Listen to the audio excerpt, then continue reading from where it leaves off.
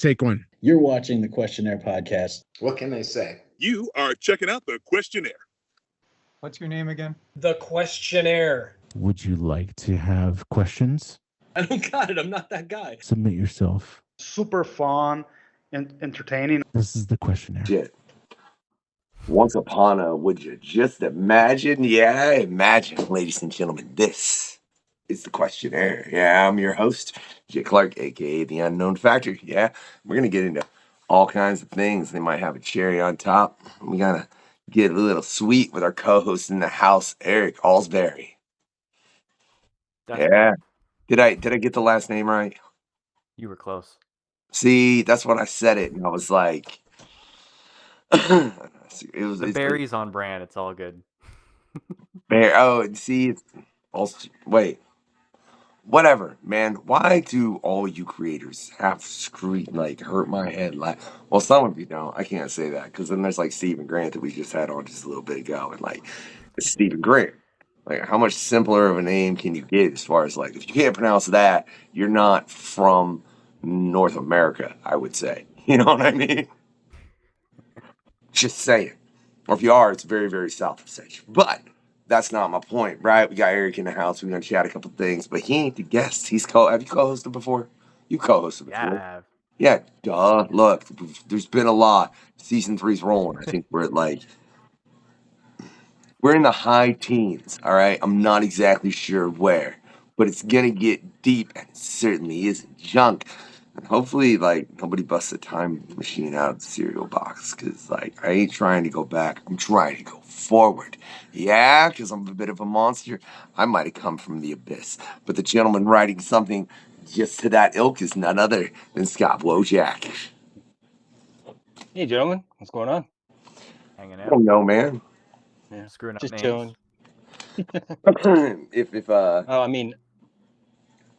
If I'm ever not killing Larry on the video editing, and we can start getting the before and after the quest out, and he don't want to shoot me and because everybody over here on the crew also does a whole other. Everybody does a whole epic other thing. So that's why the show only runs because of the crew, which these are two of the individuals that are part of that. Then if we put out the pre-show from this, then God knows they're gonna be like, there's chicanery over there. I'm like, yeah, man. It only the show only starts when the show only starts, and then the show starts. And because of you, Scott, I haven't read the comic that I just had in front of me because I was busy reading Space Dump, right, which I have not had the chance to get all the way through. I definitely will, man. But you, in that, share something with Larry, bro. In one, bro, you're someone that's part of the crew that is a phenomenal writer. And also that you wrote a book that I read, and I'm like, look, this is getting a little personal. I'm gonna smack you. Sorry, dude. Man. I mean, and exactly why. And now I want to ask, I'm at page 18. Is this going to cut deeper into what my history has been the past year? I would say it is going to. I'm going to kill you. No, I take that back. Edit that out, Larry. I'm gonna unalive you. It's YouTube. You know what I mean? I can't say the word. I have to say unalive, which is so stupid because it's the same thing. It's like the standard they put on Deadpool in Ultimate Spider-Man, but the cartoon. I mean, that's a whole nother. Whatever. I'm getting into a can of worms, man. I, for some reason, when you sent me that, was expecting. God, dude, you're working on too much, and we've talked about stuff that I can't technically. We're not supposed to get into on the show. We had the same issue last time because we chat too much. But the other space book you're doing, and we'll leave it very, very, yeah. And my brain was like, how is that already done? Because that's what I thought. And then I started reading this, and then it hit. Where did this story come from, bro? I don't remember ever discussing this with you. Okay, so Space Dump is actually, I co-authored as an adaptation. So Alfonso from Studio Comix reached out to me and asked if I wanted to jump on a book that had originally came out in Italian. So the book was originally written by Marcello Bondi. He's from Italy, and Alfonso reached out to me, asked me if I wanted to jump on board, and I'm like, yeah, sure, let's take a look at it. So he actually gave me 6 different books, and he's like, let's start with Space Dump. Let's go from there. And yeah, I thoroughly enjoyed writing it. I did have to rewrite the whole thing. It was just a little bit easier to rewrite it than to try and figure out what they were trying to say. So I just kind of read between the lines and built the story out from there. Oh, so you didn't Google Translate and then modify. Okay, that's what I honestly would have expected in that. Well, Nope. that's curious. Yeah, but real quick, what we're going to do since we're talking it, I want you to check out a quick bit from our sponsor. Yeah, Studio Comix. Maybe get yourself a little bit off some.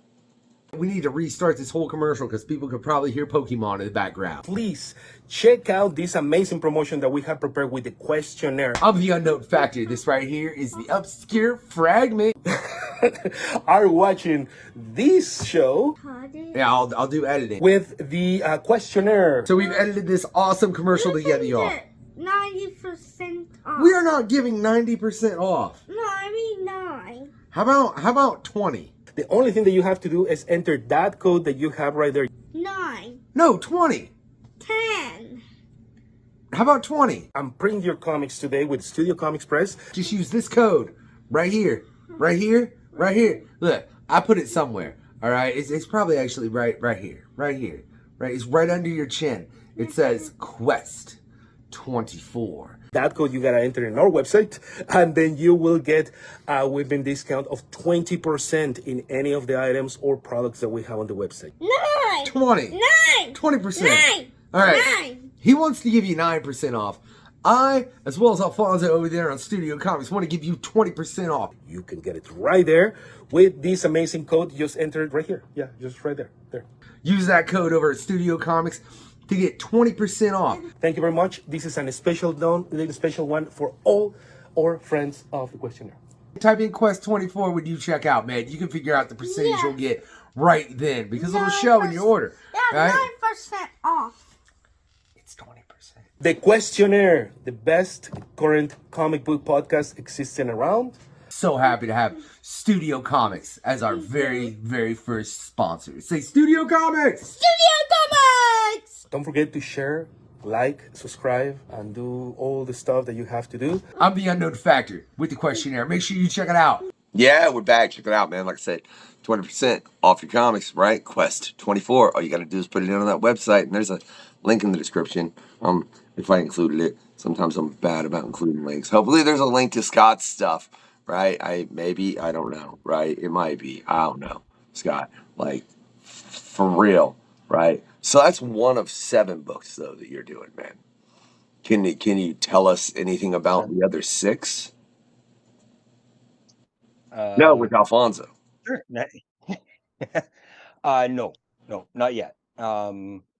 Hopefully there's something that comes from that, but there is something that we're possibly doing with this to continue it. There has been discussion, but that's about as far as it's gotten right now. I want that in a physical copy. You know this, right? You don't like reading digital? No, I will throw a brick at you from Indiana to Canada, Eric. What's his I'll address? catch it. What's his, wait? Give me his address, Is that the Scott. dog speak on the episode? What? I'll edit your address out. All right. Oh, okay. It is 111 Canada, Canada Street.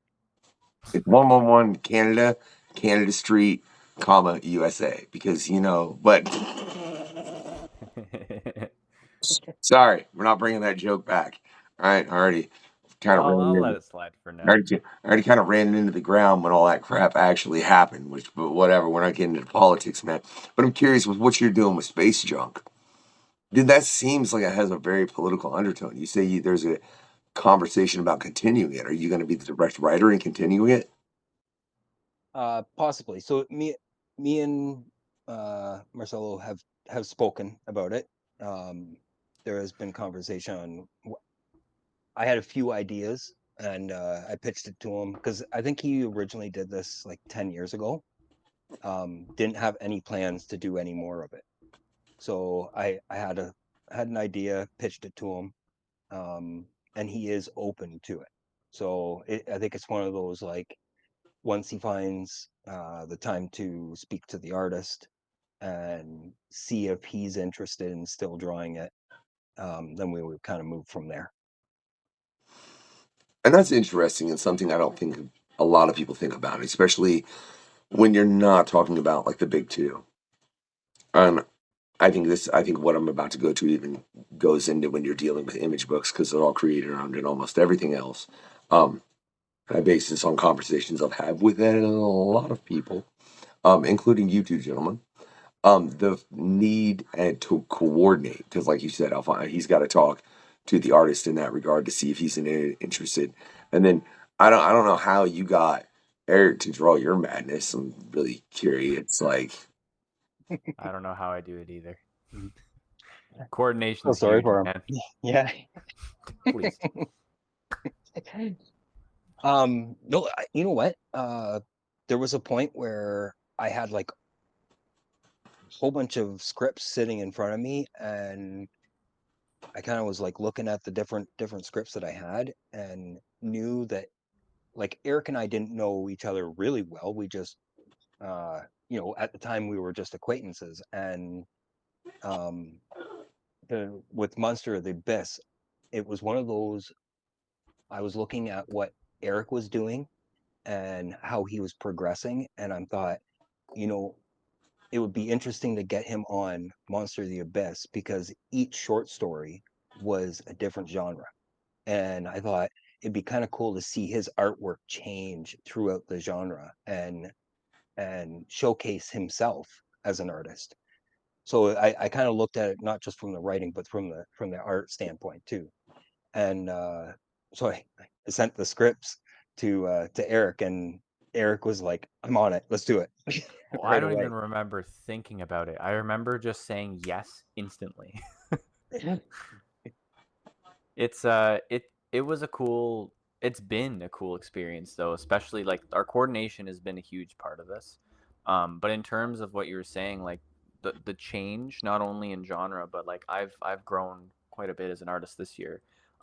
So even our first book was kind of a thriller, horror, mostly thriller, and that second one got a lot more gritty. The third one's going to be a lot of fun to try, but it's certainly making me have to sit and really figure out what I'm doing with the story, both metaphorically in visuals, but also in style and changing it. But the coordination's been huge. I think we've talked about it. We probably talked about it on this show before about how much we work together on the stories. Like it's a team effort, right? Yeah. Huge. Yeah. And like, I try to leave the door open for the artist to interpret, because as soon as we've talked about this, Jay, before, as soon as that artist has like a love for the characters, for the story, and you can really see it in the artwork.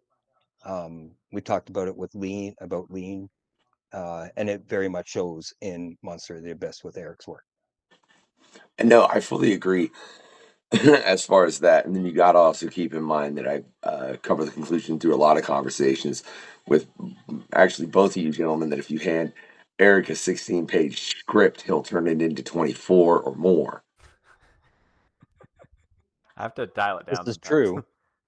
This is true because those scripts, those Monster of the Abyss scripts, were 5 pages and 6 pages, and they're both 14, 16. Yeah, and when we were doing the second book, we were thinking of doing 20, and we had to dial it down. The third book, I think you and I were still in figuring out because we've got ideas. Yeah. The third book, when I wrote it, it was 10 pages, and I Wait. You wrote it. I don't think You wrote it. It was 10 pages. Eric turned it into what, 60? Could. He probably could. I think at one point we were talking like 24, but I think it's going to be like 20. I think maybe half.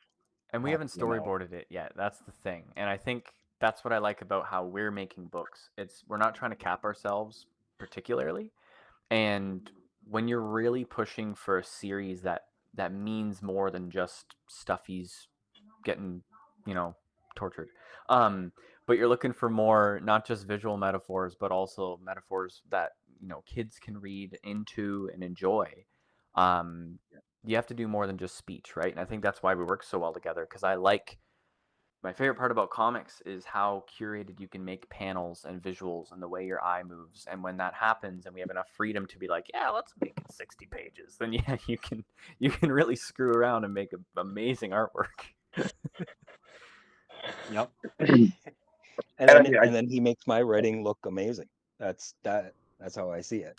You're welcome. Well, and I totally get the point as far as with what you're saying, artistically, and how the art will lead your eye with comics, Eric, and it's based on a conversation. It's funny that when the first time you were on the show, we discussed Bone, which, as you both know, I'm currently on volume 9 with my boy, and it got him to the point where, like, a while ago at bedtime, he was holding the book while we're all getting ready to prep and everything set up, and he's like, "Daddy, I wish I could read." So yeah, for anyone out there, if you want your kids to read, there are comics that will work. If your kid's into Spider-Man, go grab Ultimate Spider-Man and just be like, "Hey, check this out," right? And then if you enjoy Ultimate Spider-Man, check out when we have Mark Bagley on. And then check out when we have Mark Bagley on again with Eric and Ross Ritchie and a bunch of other Memphis, Larry. It was a phenomenal conversation. Why do I feel like I'm forgetting one person? Oh, Mark Allen Fishman, yeah, from Unshaven Seas. That was a big pan con. It was stacked. Scott wussed out and didn't want to do it, or it'd have been 8 people. I'm just kidding, Scott. I know you wanted to be there, right? So with that, man, how do you balance all of this? And I'm asking this like for personal advice, right? More than anything, because I know y'all, like, I know you both have seen and like whatever, right? Between comics, just having to deal with life in general, being part of the show and doing what you do for it. Like, what's your balance, Scott? How do you ever read comics? True. I mean, I have to do it for research, right? I'm continuously growing as a writer, so I'm continuously reading. You know, as soon as I find something, I'm working on a story that I'm specifically, it's a specific genre, I have to go and find something. And it even works with movies too. A great example, today I was working on Probed and Loaded issue 2. And I had to watch Terminator because it's a part of that story. So I rewatched Terminator literally all the way through and then started it over again because the beginning is really important to how I write this first book. So I think it's one of those things where you do the reading and then you make sure that you take the time off that you need to. Like, I don't know if you guys know, at 8 o'clock, my wife and I sit down and we watch TV, and my phone's most of the time plugged in, or I'm answering messages, but I'm more focused on spending time with the wife. Or right after school, I pick up the kids. The kids and I are playing an hour of Fortnite together. It's one of those things. I just kind of make sure that I break it down, and then in between that, I'm either reading or I'm writing. Quick cut, like I said, at 28 minutes 44 seconds. Hopefully one of us remembers that and tells Larry. Sorry about that, folks. Had to press a button. Entertainment is hard, and it's a whole process, and it does definitely require a team. And I have to talk to Larry about things, and that's all that is. And then I'm gonna bug 1,000 other people about 1,000 other things, right? You ever realize that, man, and the fact that, like, when you initially got in to writing and you took this endeavor upon yourself, which is crazy to realize, Scott, that like when you came on the first time, you were putting out a book. It was your first book. Yeah. And now you're like, how many books deep? 12. I Okay. actually don't know. I haven't been paying attention, to be And honest with you. that's Just keep throwing them out. I get it, dude. I can't tell you how many quests have been on. I cannot tell you how many quests there are on this show. I have no bloody idea. I don't even know what episode this is in season 3. I'm not sure what number this quest is. So I get not knowing. But when you initially went into it, did you think that it would involve the networking that has been necessary? I did. I worked in sales long enough to know that to make connections with, with a lot of people to get to where you want to go. And it's not as if you're using them or anything like that. You're connecting with those people, and as you connect with those people, you're making yourself better as a writer, as an artist, as a creator of some kind, right? And it's I think it's super important to be moving in those directions. Fair enough, man. I just was curious of your perspective on it because I would fully agree. That's more based on my time of running the radio that I did for 3 years, and I knew stepping into this, I was like, oh, this is going to be another different web of probably way Yeah. less aggressive people. I don't know. I've been pretty aggressive. Scott, He's not nice to me. I believe I'm that. just kidding. Eric. I mean, he's not nice to me sometimes either. He needs to be booking more things, but that's neither here nor there. We ain't going to get into that. I'm just giving you shit, Scott, and a little bit of something to Larry to edit, but it's PG-13, so you can leave that one in there, right? As long as no one swears anymore. Honestly, the networking in this industry is interesting though. Not that it's super insanely unique, because networking is networking. But like we all know there's gonna be networking, but even Scott and I, like the way we started, I've known you, but you and I both got in the industry very closely. Like we were both around the same Yeah. time, and we like barely talked. We barely worked. We never worked on anything together until this year. And I remember, Scott, actually, you told me to check out a lot of Jim Zub's newsletter stuff, and I was binge reading his stuff. He's got amazing stuff on there to read about. Yeah. And his Yeah. networking post was dead on. He's like, you guys are all nervous about networking, or you think you got to go up to them and say the right thing, or you're going to get a job, right? But networking is making friends. And every friend you make is going to bring you where you're going to get. Like from doing this show, I've been able to talk with Larry more, the editor for Quest. And even him and I are thinking of doing books together. And then Scott and I one day, bam, and now we've got all like, frig. We've released all these books this year, and we have like however many more next year. It's about making friends, and you never know. A connection you make at one point, 10 years down the road, could be the best thing that's ever happened to you for whatever reason. So it's a very community. We have a very community-based industry here. It's all about friends and making what you want to make, and anything else should just be fun. It's a very cool, inclusive, collaborative industry for that reason. Yeah, and I think one of the most important things is don't abuse that connection that you make with people.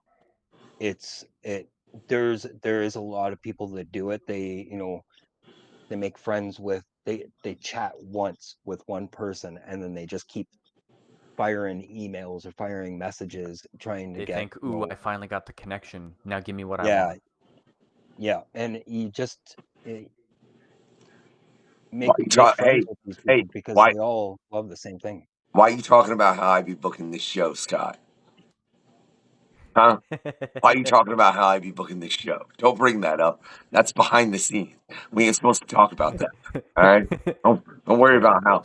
Don't worry about how Damien Potier is coming up again for a third time, coming up on season 3, and I definitely look forward to that conversation.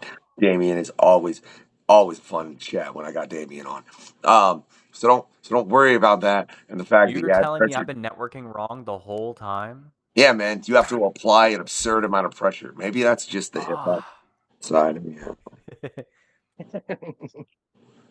I don't know. It's worked. I mean, it's in all sincerity, that's not what I've done though. Just to be clear for anyone out there watching, like that was not like that was not like advice for you to go do that. Don't do that. It won't work. It's the fact that you have to realize at first they're a coworker, and then slowly you can. But that's all dependent upon how you chat. Some of the That's a big one. yeah, some of those Honestly, is people. the coworker. Yeah, some of those people will never be anything more than coworkers, you know. But it doesn't mean there's not a good co-working relationship there. It's some of those people. That's all it will ever be, and I think it's important for people to realize that in so many ways. I mean, I literally just had a talk or a conversation with my boss at my day job, and that was interesting as far as some things she had to handle from a lady that she had to write up because she wasn't doing her job at all. And lady got mad talking about, I thought we were friends. And it's like, well, you're like, I'm your employer first, and you're not working. Yeah. And I'm not gonna just cover for you. It's so it's a weird economy in that, I think, and I think a lot of people it's something you have to figure out how to balance properly in that regard. And I'll be honest, Yeah. I might have struggled a time or two in the past year. I'd say specifically, Scott, you could probably name one person I did this with. I love you, bro. We ain't saying no names though. Yeah, I did that. But it is something. It's a weird struggle in that because you have to realize these are all artists, these are all creators, these are all entertainers, right? Yeah. In that capacity, Yeah. and And they're all busy. They Oh, that's a right? big You, one. Everyone's busy. They don't have time for you because they don't have time for themselves. yeah. That's why I make sure that I take the time to do what I do, sit down with the wife, to sit down with the kids, and because it's important. Otherwise you kind of go mental. Yeah. I mean, I must be doing something right as far as spending time with my kid based on the fact that he graduated. You know what I'm saying? Which I can't tell you how proud of that moment I am. That is pretty Awesome, dude. That was bloody epic. So even in the midst and of the fact that he's reading. Yep. he's The yeah, fact that he's trying. oh yeah. He legit likes it and he's trying. And I think that's the least you can do, right? Is to put a book in their hand and get them to actually enjoy it and push themselves. That's why I feel like Important. what do you do to get your kids reading, Scott? I mean, honestly, you wrote your first book with them, so I'd assume that like that was a fairly adamant help. But what do you put in your kids' hands when you want them to read? Because you got 3 different ages, so I assume they're 3 totally different selections. All 3 of them learn to read through comics. All 3 of them. That's like It's awesome. It was at the point where they wouldn't read a novel because it's you look at a novel when you're 7 years old and you're like, what is this, right? Like it there's the words are really small and there's a billion of them. Kids don't want to read that, right? They so then they lose interest in actually wanting to read, and that's what happened to me when I was a kid.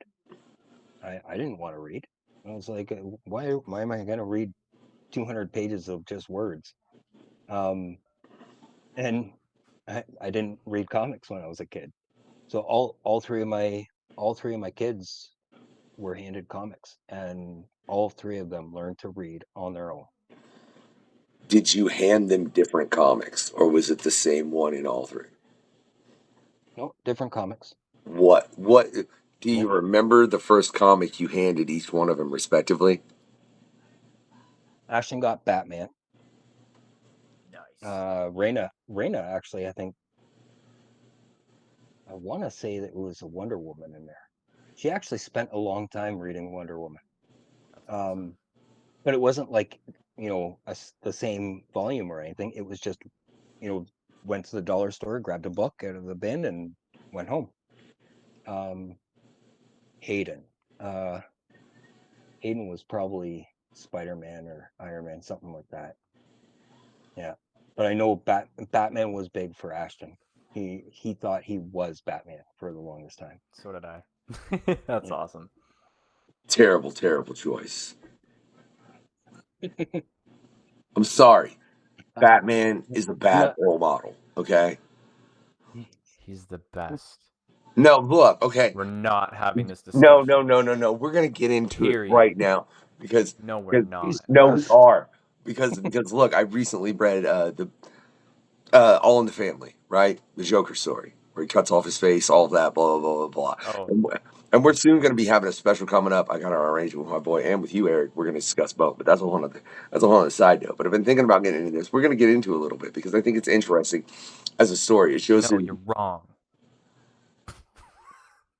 See now Larry's got to like blur that out. You see what you just caused, Eric? But it's interesting because it shows that Batman, like, he's like, I won't cross that point. It doesn't matter. It doesn't matter. I won't cross that point. That's not human. When somebody threatens my kid, it's lethal and nothing It's a little bit less. different. And the Joker threatened Damien. That's his kid. Why was he suddenly not willing to be? I'm sorry, dude. That's a crappy father right there. Yeah. Defense, I Eric. agree with it. I love Batman. Period. No, I agree. I agree. Period. I never said he was a good role model. I just think he's cool. Okay. No, what I like about Batman, I'll Yeah. leave it at this. And this isn't a role model necessarily, but this is why I liked Batman as a kid, was the imperfections. He's got a lot of imperfections. And some of them may not even be resolved. It's just things that he does. And then in his most recent books is his age. They show a lot of his age, which I think is also interesting because I feel like we don't get much of that in comics anyways, at least in the big guys, is seeing their weak points. Like one of the more recent detective comics, he fought a guy for like 1 page, and then he just dipped out and he was like, I got like 3 broken ribs and I can't even walk. Because he's just old, which I think is interesting. Honestly, I mean, he was fighting someone who like kicked his butt. But anyways, I just found it interesting. I like grounded stuff, but it is certainly not great for a kid to just like read it and then be like, oh, I'll be like Batman. You know? Still cool. Still super cool. Yeah, I don't know how many times my son jumped off the top bunk, like thinking that he was Batman. He was actually dressed as Batman. He thought he was Batman. No injuries from that? Nope. He's not old yet. Yeah.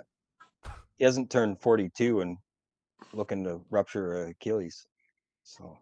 Yeah, Batman. Who was that a dig at? Oh, that was a dig at me. Oh. Okay. You remember I ruptured my Achilles last year? Okay, but I just turned 42. Yeah. So that wasn't a dig at you. It was a dig at me.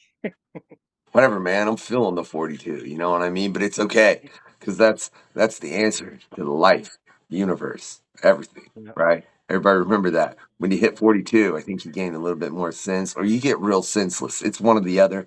I've seen both happen in my lifetime, right? But I've also seen you, and Scott, it's interesting. I've seen you develop so much as a writer, and it's crazy to think and look back on the history of this show, which is right around 3 years. Well, a little bit more than 3 years now. I think I'd have to look. I don't know. I don't keep track of things like that. I really don't. It's terrible. Like, do you remember when could you tell me when you published the first issue of Zero Box Time Machine? March 29th, I think, was the day that I printed it. That was the first day that I had it in my hand. That's funny. 2023. Yeah. That's funny because I can't tell you the day that I interviewed Matt Hawkins for the first time that no one will ever see because it's screwed up. The second time that's already out there and you can check out, it's the very first episode of the Questionnaire on season 1. And I can't tell you when I released it either. Yeah. You know what's actually really funny? March 29th, it was the day that you and I recorded my first interview. It was also the first day I had the book actually in my hand. And that's I remember that. I remember I actually had a copy of it that I could hold it up in the pot. And I remember holding it up, but there was no sound. So and I'll still say that quest was better. It's funny too because that's exactly what happened to Matt Hawkins, the very first quest that it doesn't exist. It's really fun. There is no first episode to this show. It's not. It's non-existent, and I kind of love that. It's like you want to go to the hunt for the first episode, the first time that the questionnaire ever happened. Yeah, good luck. It's funny, like you said that how much I've grown, and even I've noticed it. It's especially from that first book was like a testing ground for me to see if I could actually put it together and actually organize it and have it all done. Now, in saying that, I had a few people helping me along the way. Of course, Andrew, like before I even made a book, Andrew kind of took me under his wing. I almost feel like he saw potential in me, potential in my stories and the stuff that I had. Probably because I talked his ear off. But then I got to go to shows and kind of get a feel for it. So I was lucky enough to have that prior to even making a book, and I think that was a huge part of it. And then now that I found those people to work with and and go to those shows with, and then from that I'm talking to people that have been in the industry for 20 years who are handing me scripts that they worked on last year, and I can then work off of those, right? I'm learning every time I talk to someone new. And see, real quick, guys, shout out to Andrew Thomas. The logo should be right here, right? And that was done by Andrew. And shout out, man. That's I know it's I'm pretty sure it's below me. Look, I don't yeah, that's right. I'm thinking of the layouts that Shiro makes, and yeah, it should be right below me. Right? Yeah. The questionnaire logo is below me because that this craziness started with a mad idea, and I was like, let's do it. And it formed into the madness that it has, and I love it. But he's another individual, man, that from the first time he was on to now, it's crazy to see the progression. You know what I mean? And I think that shows a lot in something that Mike has said, which is to get to the swamp thing behind the tree that y'all probably can't see because it's behind my tree. Merry Christmas, y'all. Um, it's just a hammering it out. You have to keep doing it because repetition creates greatness. And if you're not willing, and you also have to, especially in the, I mean, regardless of whether you're in the aspect of writing or in the aspect of art, you either have to be studying art or you have to be studying stories. And like you said, it can even be film stories in the case of that. And what are you talking about? A Terminator in Probed and Loaded. Firstly, if y'all want a really, really funny book that is ridiculous, that I still need to read the comic, but I've read the script and I've kind of thumbed through the comic. And between that, like, dude, that's Good stuff. It's so funny. And Jeff killed it on the art too, and Danny on colors, right? Yeah, Danny Harrell did you the guys all colors. killed it. Oh, Jeff and on art. Yeah. That Andrew book is Andrew on the Andrew lettering. Yeah. it's ridiculous. And it was a lot of fun to write. By far, like the way I explain it, it is by far the dumbest thing I've ever written, but it's absolutely hilarious. And it's if you're a fan of Army of Darkness, this really stemmed from Army of Darkness. My son and Hayden and I were sitting watching Army of Darkness. He wanted to watch it, and I'm like, yeah, let's do it.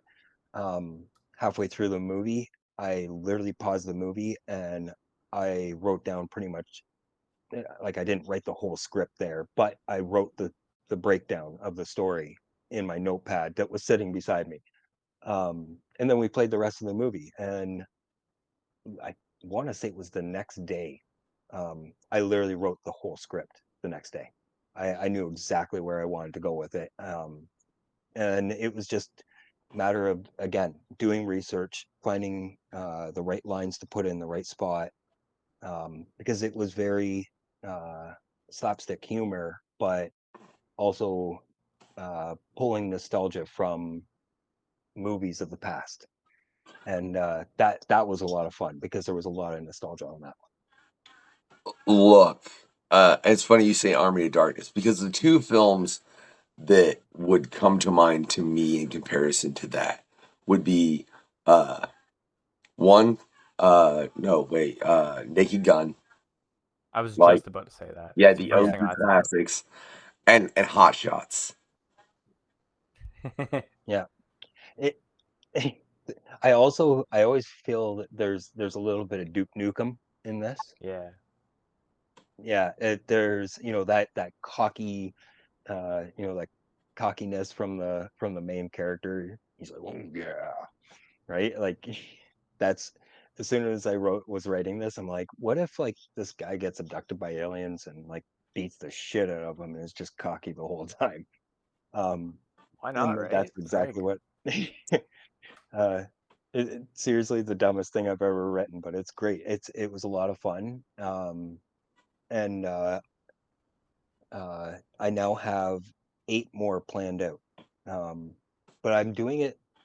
Each one is its own story, but like kept in the same universe, all with the same characters and that. So Okay, you say the dumbest thing you've ever written.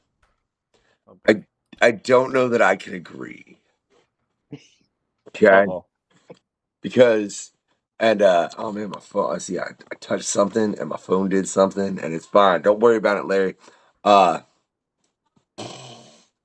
worry about it. But we got the. Oh, that's fine. I don't even care. We got the pre-show questionnaire over here, right? That hopefully I'm gonna be able to start getting to Eric, and Eric's gonna be able to start getting them up on the website. You're gonna be able to check them all out, even before that particular individual comes up on the show. So it's gonna be a little bit of like a, here's a teaser. Here's what's coming up, and that's why there are all these questionnaires. You're gonna be able to check all that out. But no, dude, we compare the size of feet and realize who's really in charge. Scott. That's what he I'm said, Eric. sorry. I was. What size are your feet? Dude, it doesn't matter. It's fucking funny. I mean, No, it's no, no. funny. No, look, see, now you're causing Larry editing problems. Now look, what's your shoe size, Scott? It's American, 9. not Canadian. I know that's worth less. Oh, 9. A 9? Dude, I wear a No. 13. I wear a 12 to a 14, depending on the shoe. Dude, the aliens are little gray men, man. They got like tiny little feet. What if they're Yatu? Aren't they gray They're women? not though. I never said they were the aliens from your book, Scott.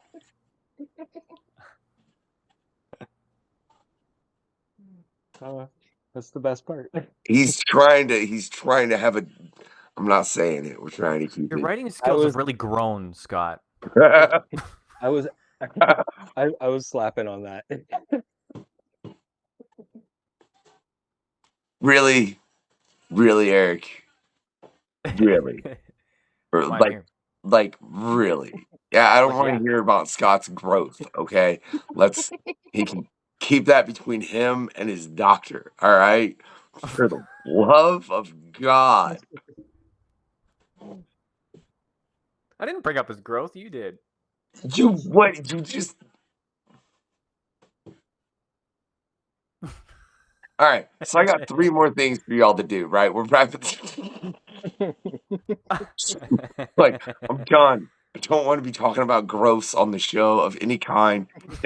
I'm not going to say that either. See, y'all make me keep having to edit myself because I'm not trying to have an episode like we got with Larry and Vlad.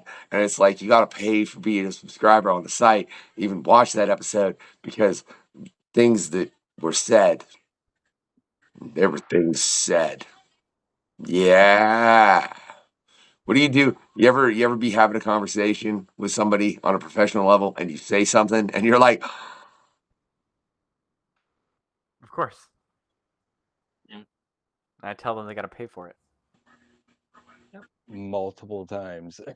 as he fluffs his hair, I want to point out, right? You got to pay for it. Yeah. Like, that was very Night Walker-ish of you, I'll say, Eric.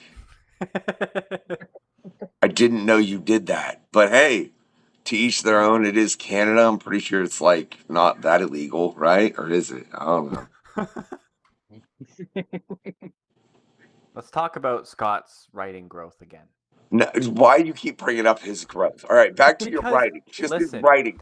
Just his writing. Just his writing. You don't have to include the word growth, Eric. Come on, love God, man. I wanted to say, it is quite interesting though, because Scott, I didn't like you and I didn't know each other too well when you had begun, and I hadn't read your books early in either, but I did see your growth in the industry because like the more you network, right? Like I noticed how many friends you were making and how many people you were connecting with. And I wanted to say earlier, like that's a big part of it is just jumping in. You said you had a lot of people when you started. When I started, I was doing it as a final school project. I think I mentioned that in the one episode I was on. I might have, but I didn't have anyone to help me. I just had the books that I read. But what's really cool about the industry is when you jump in and just try and actually just make the book, whether it's good or bad, and you have something to show for it, the more people you're going to meet and be able to work with. Like, I mean, you jumped in with what you've got and then you've grown and now you're doing things like Probed and Loaded. You got like a million stories you're working on with so many people you've met. It's really, really cool. But I wanted to bring it up because you always get that question of how do you break in and how do you get into comics? And people hate when I give them the answer of you just make comics because that is what you do. Yeah. But you just make them because you love them. And then when you have something to share that you've actually done it, whether it's good or bad, there's going to be people in the community to uplift you. And I know you and I have met so many amazing people here that, like I said earlier, you meet people and you start collabing and you start working on stuff. And I just had Jeff McClinchy and Peyton Atkinson do covers for my Overflow reprints, which I never even came to mind when I met them. But it's just doing. It's one of those things like you'll be it's exactly how Monster of the Abyss happened, right? It's that I wrote the story. I didn't write it for any specific person to do the artwork. It was just I wrote it. Ashton and I sat down, we worked on the idea and the story together. Hayden was involved a little bit here and there, and we just wrote it. It was something that Ashton wanted to do. Yeah. And then all of a sudden, I had this idea and I'm like, I think Eric's artwork would actually work with this. So it was just kind of like, here, read this, tell me what you think. I didn't tell him I wanted him to do the artwork. I didn't, and he's the one that came to me and is like, dude, I want to draw this. And it's so cool. And yeah. And that's just how it worked, right? Like, and as soon as that happened, like we knew that there was like, I knew that Eric loved it enough that he was just like, yeah, let's do it. And that's what I want, right? That's as a writer, I want someone to be like, yeah, let's do it. The unfortunate part for Eric is I keep handing him stories and he keeps saying, oh, let's do it. I really just keep saying, let's do it. I just want to, I can't say that comment. Never mind. I had to edit myself. So I keep having to edit myself because I'm not trying to do that whatever. How many, like, I know a couple of things that we can't discuss, even though there's one I really, really want to, but I know you've got things in the works and we're not going to say anything. How many things do you have right now on the table script wise that are in the works? Just a number, man. You ain't got to give us no info. Maybe 6. Okay, now, yeah. I go. Out of those, what are continuations of what you've already done? 4. Okay, because I know you've got more Monsters of the Abyss. You've got to have some Cereal Box Time Machine coming, right? Okay. Yeah. So, and then Cereal Box, Probed and Loaded. So there's 3. Depending on it, of course, with Cereal Box and Marvelous Tales of Wonder, it depends with Lean. He's written, I believe he's already got Marvelous Tales of Wonder 4 and 5 written. And then we're gonna produce the series on after that. So I've got Subatomic already written and ready to go for when Lean has done that one. We're just gonna keep building that story out. We have another one that Eric and I are working on. In all honesty, it's not. Which one? Well, I don't even know which one you're referring to. we got Monster of the Abyss. Like I said, it's the first 2 issues are out. First one's like a thriller. Second one is like I call it a mental horror. Yeah, it's like a psychological horror. Just kind of because of what happens to Sleepy Joe. And then we have Puggy McGraw and the Quantum Crystal. It's a detective noir, which is the 3rd issue. And then the next one is with Super Bear, which is like a superhero universe. But all of those stories are together, right? It's all part of the same thing. And the other one I'm talking about with Eric, and we're talking about pitching it and that. So at this point, it's not attached to anyone, so I can talk about it.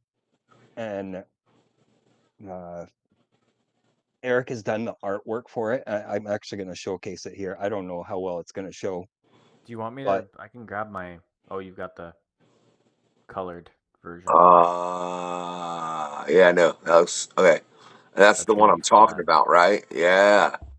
How much can we talk? Look, before we get any further, I think it's there are a lot of writers, especially when they're starting out fresh. They tend to go to a specific genre and kind of stay there. They might jump out of it at times, but I look at what you've done, Scott. You are genre hopping like you're a bunny, dude. All right? Like I'm testing myself. You really are in every regard because I mean there's at least 2 other stories I can think of that you and I have discussed that haven't even been brought up in this conversation. And again, I don't want to bring up things and so before we do, what can we get into about that one, Scott? Because it's very interesting in my opinion, but I don't want to sit here and start saying things and you be like, I wasn't trying to say that yet. Because I know I could say things that you were like, I wasn't trying to say that yet. I don't want to give too much away. This one was something I had written in my brain. I had written like 10 years ago. I had this idea of the ship crashing on a planet. And of course, like the first issue is very much just them on a ship and crashing on a planet. And after that, I'm not going to say anything else because after that, the story takes a turn. It's not what you expect it to be, and it's one of those like you get to the end, and your mind's kind of like, do I got to go back and read again and pick up all the foreshadowing that's happened? What happens in that turn is one of the reasons I wanted to work on the story. Okay. It's so awesome. Yeah. So because I'm not gonna divulge the things that you don't want divulged, even though I really want to. Fine, Scott, you're rude. What? Name the top 5 influences for you writing that. Like, what things do you think influenced that book the most? Whether they be film, comic, whatever. I mean, the story wise, it was just an idea that I had, but when you look at the art when I was scripting it, it's very, especially that first issue is very aliens heavy. Like you see that first page and the the ship loneliness in space. You can really see it. There's a panel that Eric does where he makes it. I think this is brilliant, because it's not always easy to make the reader uneasy, if that makes sense. And all it was is he tilts, as they're going down the hallway, he tilts the image of the hallway being sideways. So and it's so key. And I'm like, it nails it perfectly to that aliens feel. Of course, not the whole book is like that, but it was kind of, that was the intro that I had in my brain. I'm like, that's so key for that story, especially when it gets to the end. That and that is a good move, Eric. I just gotta say, as far as feeling, I feel like I've seen that panel. Am I wrong in that? I'm sure you've seen it. I can. Don't send There's it no right now. writing. I don't like. It's fine. I'm just like, look, Scott. You know I see a lot. Like. Oh look, he gonna show it off. That's a fun page, man. So I went. I'd actually a friend of mine, Craig, had lent me. Sam Keith worked on an Aliens run at one point, comics, and because I tend to be way more cartoony in my style, and I wanted to do something a little more grounded, and we had talked about Alien for inspo for this book, so I wanted that lonely feel, still enough cartoon look that I'm not faking what I like to do, because I don't like to do very detailed, grounded work. I like very cartoony stuff, but this has got to be a little more grounded. So I had read Sam Keith's run of Aliens that he did, and it's that very stark shadow work, really twisty, weird panel work, and then when you get that lonely. My favorite part about Alien is it's very almost lonely and cramped.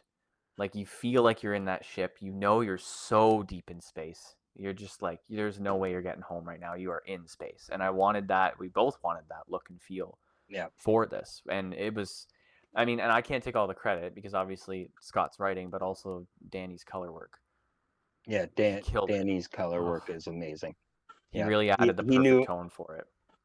Yeah, when we talked originally, like he had been asking me like, what did you kind of have an idea for? And I said to him, I'm like, listen, I'm going to give you the first 3 pages and you look at it and then go watch the very beginning of Alien. And I'm like, you'll know exactly what I'm thinking. And we talked about it after that. And he said to me, he goes, so you want it green? I'm like, nope, let's try blue. Just to change it up, because you don't want to copy page by page or panel by panel of Alien, right? And I wanted the blue, and then that start red, orange, yellow near the end. I wanted it to really contrast back and forth to each other. So the blues really work at the beginning. It was a good calm to then 180 to what happens later as well. Like it really makes you kind of settle into the lonely and cramped feeling with that blue. Especially because of how harsh she did some of the lighting through the window, which is awesome, or the view screen. And then to what happens later, it's a perfect flip for you to go, whoa, with the colors. Is this whole book done? I'd be dead. I would be dead. Sorry, I'd be unalive right now. Yeah. For real, you're gonna get us banned on YouTube, Eric, which is really screwy, but that's a whole nother factor. Unalived. It's we're 6 pages in, and there is 94 pages left. Okay. So you're going for 100-page. You just broke Eric. You broke Eric, Scott. Did you see it? You broke him. He's broken. What did you do? Now, I'm trying to keep my composure. The way that I look at it, it can be either a graphic novel or it can be a 4-issue series. Depends where we want to go with it. I like it as a graphic novel, honestly. I think it would have a nice flow, but it's still, even with the 4 issue, each issue has a cliffhanger. Every single one. Yeah. It's written for Even you the to last one. But even the last one is its own story. Like there's a reason it's left open the way it is. Okay, I can't ask the next question because it goes into things that No, you can't. Yeah. See, because you seen the question formulated in my head, didn't you? And yeah, Oh. whatever, fine. So let's just switch gears, man, dude. I think it's awesome that your mom really supports your work. Oh, my mom's. She is by far my biggest supporter. By far. Like, when I was able to have an actual conversation with Kevin Smith, and we talked about our dads and how much the connection that Kevin and I had about going to movies and stuff like that. But then I look at everything that Kevin's done, and he always talks about his mom and how much she supports him, how much she supported him, and that, right? And my mom is exactly that. Eric can attest to this. He's met my mom. She is by far my biggest fan. Mhm. She she just wants to see me succeed, and it means the world, right? Like you want your mom to back you up as much as you can, right? And my mom has totally done that tenfold. Call your mom, guys. Call your Yeah. mom. Yeah. Most I love you, mom. and same. Yeah. Eric's mom is the same thing. Eric's mom is She is absolutely my awesome. biggest supporter, and her and I actually do markets together. She crochets, so we do a comic crochet duo. She crocheted Sleepy Joe for our books. And I have something really cool that she did, but I can't show it right now because there's a chance that It's he'll so watch cool. the actual video. Yeah. So I can't show it, but I can Not show yet. it after Yes. we're done recording. Mm-hmm. Occasionally we have quests, and it drives me nuts because it's like we can talk about that after, and I'm like, yeah, but I want to put it out on the show, and it's like I get it, but it's spoil. no, man. I can't tell you how many times like I've had to edit stuff out of shows because and whatever. That's why I'm trying to make it to where I don't say something that has to be edited out because that would technically be a first for me to reveal something that was coming up from a creator that was on. But they were like, dude, which would kind of be funny. So with that, the final turn in, because I know it's Scott, right? Dude, look, how you gonna tell me you don't dread any part of anything that you do? Like I don't like really. There's nothing. I get the world building. Yeah, dude, I get it, and I really want to get. And me and you need to do, but that's a whole different discussion that involves the odds room. Whatever. There's no part of this that makes you go just a little Working with bit. me. I mean, I can understand that one. Eric, don't listen. People asking dumb questions. That's about it. Not saying that that's a dumb question. I was just meant like other. He's referring to Dude, me. I was I about get to knock my phone over, and that was going to be the end of the show. Like we were just going to like we're done, all right, and like just Scott, does this panel look good? Did I do it right? No, I've. It has nothing to do with. what's the dumbest question?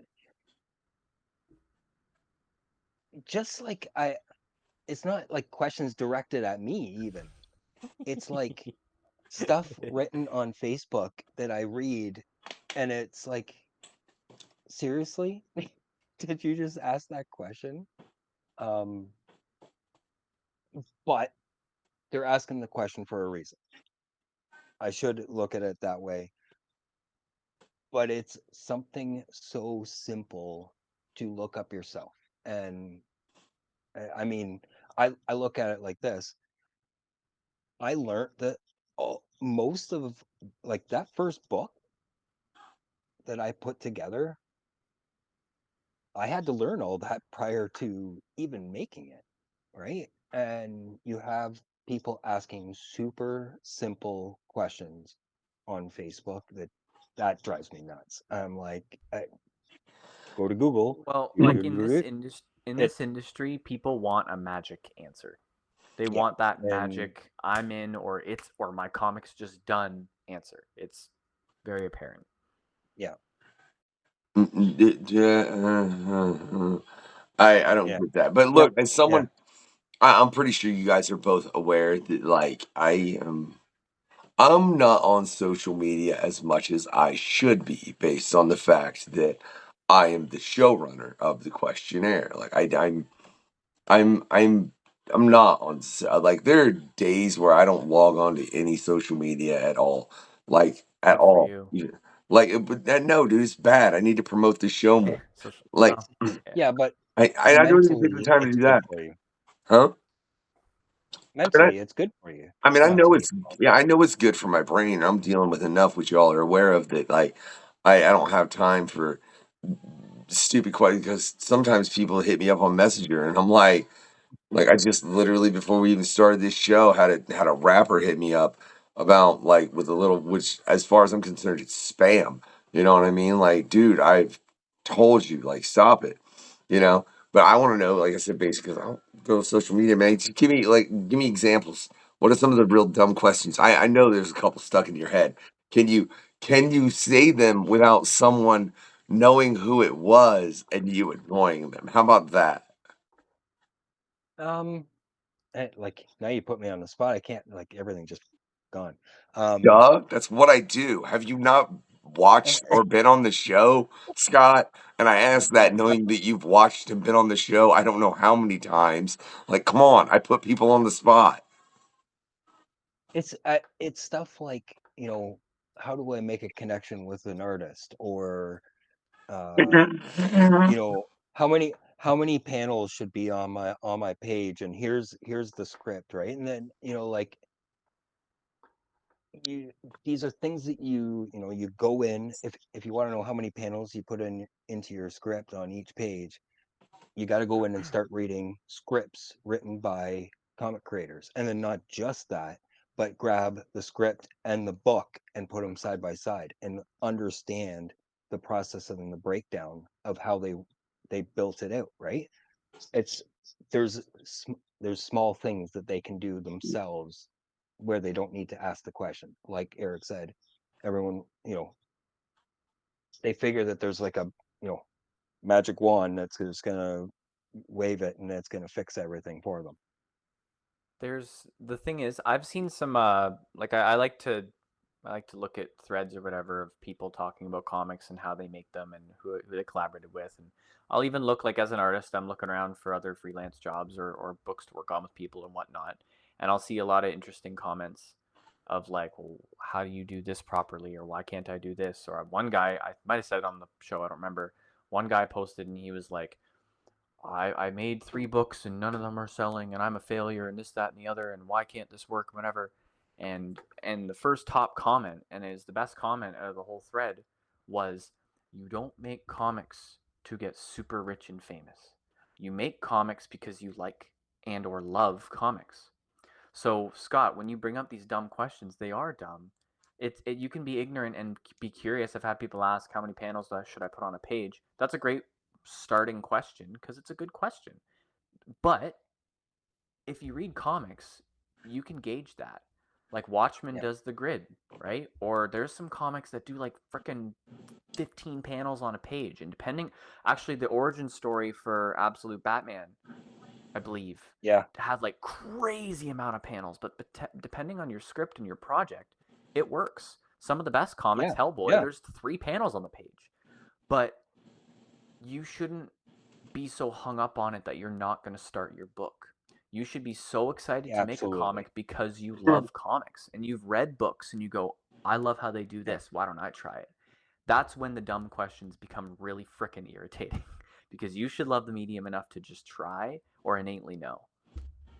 Yeah, yeah. It's And it's funny because, like, I literally had no idea what I was doing when I came into this. Even when I wrote Me my too. first one, No clue. You just love I comics. had no clue.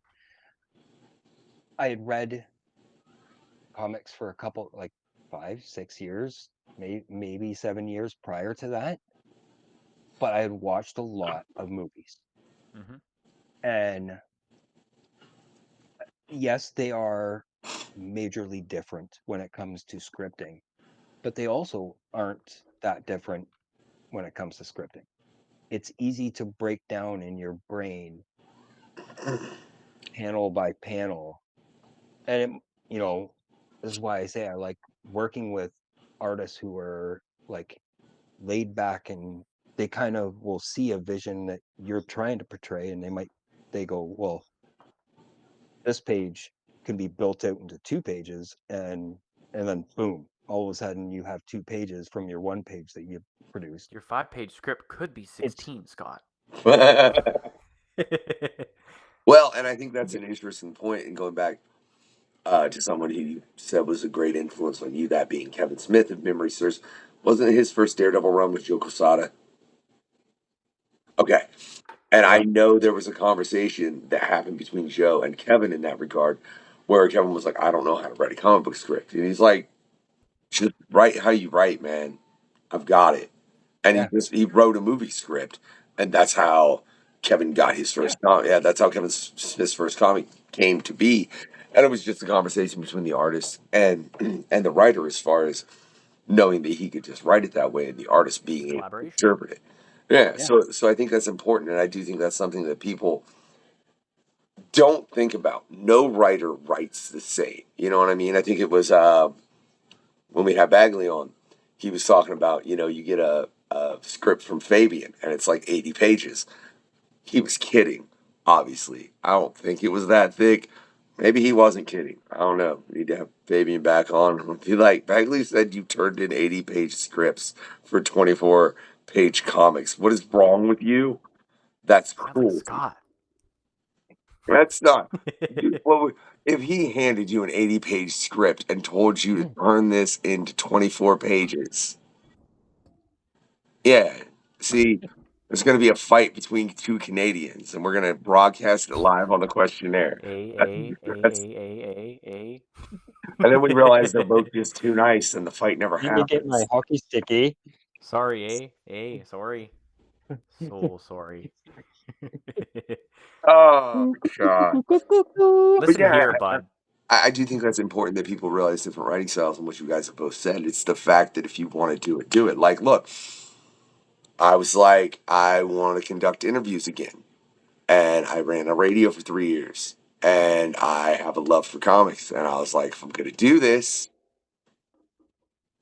I'm going to bring on comic book creators. And now there's a phenomenal team that includes you too, because I was like, I just kept doing it. And that's what happened. So I think it's important for people to realize that the more you do it, the more you'll meet people that'll be like-minded. And you'll be able to do more with them as well. That's not to say that in meeting those people, you might not have issues with some of them. You'll be friends with some of them. Some of them you'll just be coworkers. But it's the fact that, it's life. Yeah, exactly. To find that level, man. It's like Rebecca Lee Gardner said, man.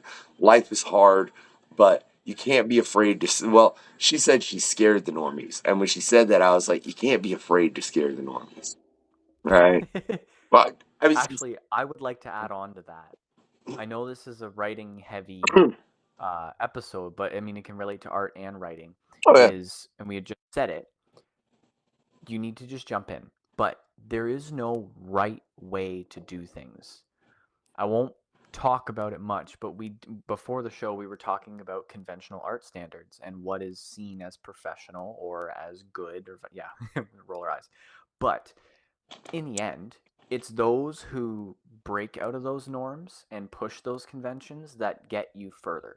And when you're talking about script writing and what's the best way to write a script or what's the right way, I've worked with writers who've gone panel by panel. You and I, we've had panel by panel, but then we've also had sort of that novel style or a movie style when you see it in your head. As long as it's conveying what it needs to convey and you keep the collaboration of a comic in mind, it can work in any way. You get most of your inspiration from movies. I'm not a big movie watcher. And when I first started, it wasn't a lot of comic reading either. It was a lot of music and a lot of kind of proggy music, which is very story based.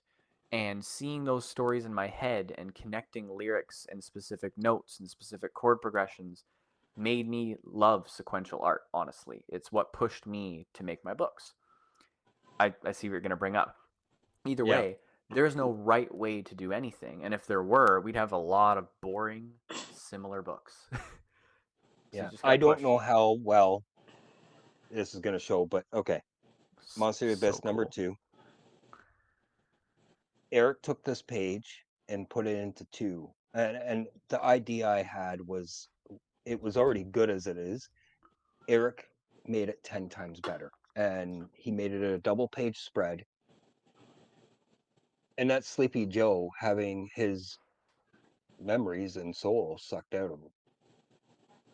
If you You'd have sit to have down and the actually, book in front of you. There's a yeah, lot going on in here, and I Yeah. had fun designing it. Oh man, so much fun designing it. and like these shards of glass are his memories that are shattering and leaving his body. It's funny, and And I just have to bring up, since you were talking about music, Eric, like what you did as far as after your with my brother's album, Mr. DKB, Smoke and Mirrors. Like you can see that reflected in that as well.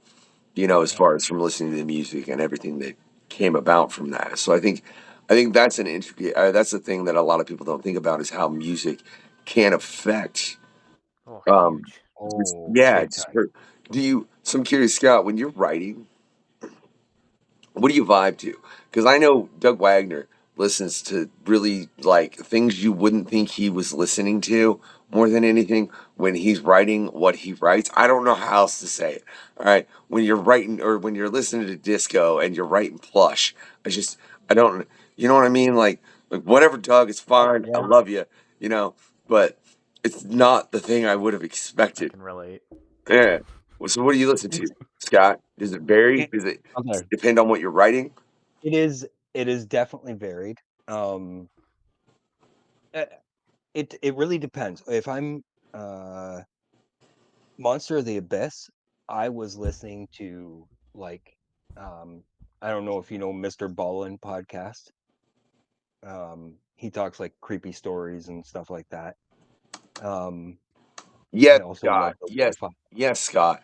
I don't have time to read the comics I need to for this show. I have a stack of comics built up. I run a podcast, but I sit and listen to other podcasts. Yes, Scott. No, I don't know who the hell that is. I Go make ahead. comics and I sit and read other comics. I look, I Just kidding. I'm just look, kidding. look, man. I Sorry. This is why I'm here, right? You know what? I am gonna when we do that quest with my boy about Bone, Eric, I'm gonna let him mess with you It's endlessly. gonna be a lovely time. I'm just gonna let him mess with you with no regard for chilling him out or anything. You're gonna get shown so much Pokemon stuff you don't even know. All right, all Time. right. Okay. Go ahead, Yeah, Scott. there's lots of stuff that I listen to. Like, I mean, it all depends on where I'm at that day. Like, if I got a lot of, like, if we're communicating, like talking about the show, like the podcast, or uh, if I'm doing research, it then I probably got a movie going on in the background on the computer. Um, it's kind of like all over the place because I do a lot of writing in my notebooks. You know, a lot of my stuff is panel by panel breakdowns or page by page breakdowns with the panels and stuff like that. Yeah, I've got like 500 books sitting around. But it depends. Like if I'm writing in my notebook, I'll have something on the computer. Uh, if I'm typing something, like typing the stuff up, I'll have it something, like written or something on my phone where I'm playing, podcast of some kind. Usually it's, you know, podcasts about creepy stories and, aliens and conspiracies and like all that kind of stuff. I love that stuff. So But you don't listen to the show, you book. I see how it is. oh, I do listen to that, so don't worry. I would listen to the podcast while I work, but I'm too busy listening to voice messages from Scott about another book while I'm working on a different book. Oh, I figured he was too busy Or- listening to the voice messages in the chat. That's the five of us that like That too. goes bloody well sideways A lot of people like sometimes. to bug me while I draw. Yeah, usually I just call you and tell you for Yeah. 40 minutes or 2 hours, depends It'll on be quick. how much time you have. Yeah. It'll be quick. I have an idea. Scott's But the involved. worst part is you'll do that, and then I'm Speaking, like, wait, that's a great idea, and then we're just screwed because we're just both going Yep. off about it. so I'm not gonna put anything else out there except for just to showcase Oh, is that this what I board think right it is? there. It is. We've got Um, something big cooking. Big And growth. there's a possibility. Why? Eric, Why? Eric, why? Why? What is It's what is funny. it is. Go ahead. It started so small, but as Eric and I started talking about it, and I said to him, I'm like, this is something that it's not a single person world building. It's something that you need to continuously bounce ideas off of someone and I reached out to Eric and I said to him, like, do you want to co-create this? Because I think I look at it and it's something that, we're already working on a whole bunch of other stuff. Let's, maybe this is something where we co-create together as the story builds on. And quite honestly, it is a multi-year build out Oh yeah. before This idea even is alive. It's alive. Yeah. those are the best ones. Those are the best ones. Yeah. Scott, clap with one hand. Do you want me to do it both? There it is. What, this one? I don't hear nothing. I can't say the G word. No. Man. You can you say can't hear it. I'm just saying it was getting repetitive. All right. I'm not sound like half the rappers I used to deal with. Oh, that was mean. I'm sorry. Maybe I should know. We ain't cutting it. I don't care. That didn't sound like a clap, Scott. I was expecting more. Well, you gotta be here. You had to be there. No, I don't want to see your growth. Okay. Hey, let's get a little repetitive. It's a little repetitive, Jay. Come on, Jay. Like, come on, here. Sound like half the rappers I used to work with. Things I did not think we would talk about on my podcast. Look, you're not Illis. You're not Adam Wallet, man. You're not Illis, so you can't talk about rappers you used to work with. Yeah, go ahead. Eric's like doing the Homer Simpson right now. Just slowly, slyly scoot out. I don't know what happened here, but I'm done. Right? Oh, dude, that's so wrong. That's so wrong. Oh, that's been ass. Hey, Eric, do me a favor. Actually, I want to know, man, you don't have an opinion on the literacy of snakes? What's up with that? We've had individuals on the show where, his girl, actually was, his girl snake was all up in the book just trying to read, man. That doesn't concern you? It's funny because I actually did not even see that question. I somehow skipped it. Snakes are lovely, and you should show more love. But I noticed after that I missed it, so I was like, well. Hey, I've seen some of the questionnaire or pre-show questionnaires, and I answered all of them but one. I mean, that's fair. Whatever. You didn't give me a picture, Scott. How'd you not give me an Didn't give you a picture.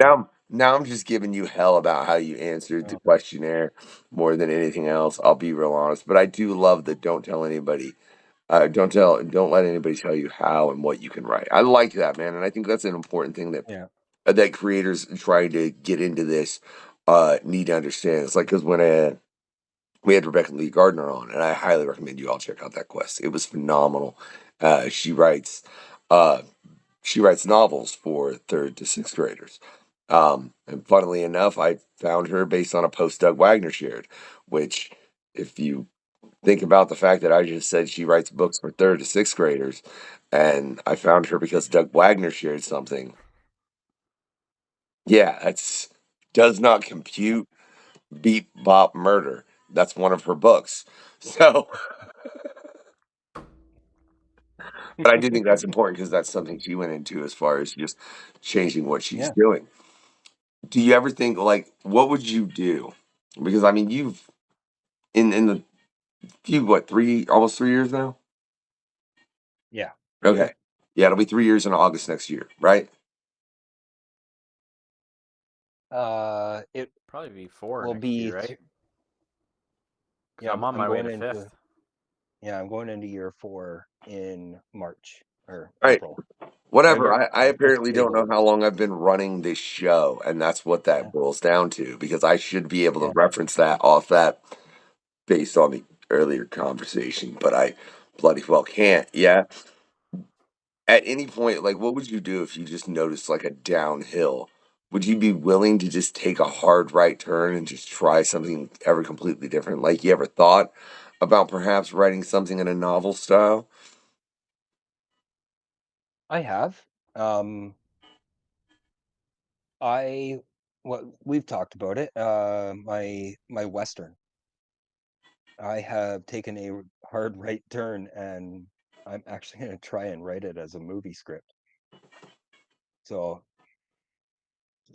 it's just one of those things. I saw something more with that story, and the more Westerns I watched, more even like modern day Westerns that I watched, I'm like, this guy that it's got that feel, and I think that it's something that should be shown, not written into a book. I Well, mean, it could be both, quite honestly. But I've always wanted to write a script for a movie. and let's be honest, it's a little more budget friendly than everything else you write, Scott. I've like that is the only one that I've looked at and been like, oh, if you wanted to make that a film, it's not going to cost $100 million. Yeah. Yeah, every Yep. other one would. Yeah. Yep. Exactly. So it was just kind of one of those ones that I had a few talks with a few people, and they're like, I think you should write this as a movie script. So I'm attempting it. Had to make some big changes to the story and added quite a bit, but it definitely, now that it's kind of put together, it definitely it works much better because of that addition of story to it. All I know is this has been a phenomenal quest. And these two individuals right here are an intricate part of the questionnaire, right? So if you've enjoyed it, please go check out what else they do. It's a phenomenal artist in Eric, a phenomenal writer in Scott. There are links in the description to at least Scott's stuff. I don't know, they might be on yours, Eric. Look, if nothing else, we got a website they can go to, and like we're setting that up, and it has links to everyone's stuff that really helps make this show run, as well as Studio Comics, where you can get a 20% discount, right? Right? So all that is there, right? Whether you want to take a book to read to your kid to interest them in reading in Cereal Box Time Machine, or you want something that is a little deep, and if you've had some crazy personal experiences, maybe, and I shouldn't say that, like, yeah, but crazy personal experiences, I about said like a thing, like I about said the big D, and I didn't mean, I mean that in the non XXX way, if everybody gets my drift, in Space Dump that could really affect you personally, to just something that's psychological in Monsters of the Abyss, to where it's making you think a little bit deeper. There's a number of options that he's given you, which I still part of my brain is like, Scott, pick a genre and stick to it. He won't. It's fine. That's phenomenal, right? But I will say, right, for all y'all out there watching, if you've enjoyed this quest, right, what I want you to do is I want you to send a bunch of gray aliens to Scott with like all the Lego sets, but especially that giant Lego castle, right? Dude, I love that. I think I know the one you're talking about. It had like a base that like sunk in at the bottom. See? That's it. Look at Yeah. that. I Yeah. knew the Lego set you were talking about. All you said was giant castle. I love you, bro. Right? But specifically with that one, and just, a bunch of other stuff, right? And apparently just a bunch of candy and barbecue chicken pizza. Good choice, but I would go buffalo, not barbecue. I just gotta say, I like a little kick to it, right? But it's only if you enjoyed the quest, man. If for some reason this conversation's bothered you, why are you here? It's been like an hour and a half. What is wrong with you, right? But if it did, I want you to prove Scott wrong on one thing. And I want you to send 5,000 horse-sized ants and show him that he will not have a throne of 5,000 miniature horses. Scott, you will die, all right? But really don't do that, because I got a lot of love for Scott. He helps the show run over here. He's putting out some dope stuff. He's got a bunch of other dope stuff in the work. But if you really want to prove him wrong, get 5,000 horse-sized ants. I don't think that's going to be as easy as you think it is, Scott. No, it's 5,000 ant-sized horses. Or ant-sized horses. That's what I meant. I just flipped it wrong. My bad, dude. It's been a long day, and I'm kind of tired, and I need a shower. All right, if I'm gonna be sincere with y'all. But besides that, I just want y'all to do 3 things. Right? 1, give it that thumbs up, or don't. Whatever. It don't rightly matter. Besides that, though, always get your comic on, and have a good night, y'all. Thanks so much for hopping on board and listening to the questionnaire. Keep a listen out to these crazy guys. The questionnaire. I missed something. Like and subscribe. You're drunk. Go home. Thanks for checking out the questionnaire. Don't have a good day. Have a great day.